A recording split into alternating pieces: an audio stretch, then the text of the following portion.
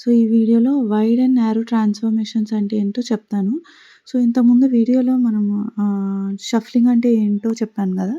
So, ఆహ్, ఈ ఈ ట్రాన్స్‌ఫర్మేషన్స్ కూడా దాని మీద డిపెండ్ అయి ఉంటది. వైడ్ ట్రాన్స్‌ఫర్మేషన్ అంటే షఫ్లింగ్ ఎక్కువగా ఉంటుంది. అంటే ఒక పార్టీషన్ నుంచి ఇంకో పార్టీషన్‌కి డేటా మూవ్‌మెంట్ అనేది ఎక్కువ ఉంటుంది. ఈ ట్రాన్స్‌ఫర్మేషన్స్ చేసినప్పుడు. అవేంటంటే group by, join, distinct, reduce by, sort, drop duplicates, రీపార్టిషనింగ్.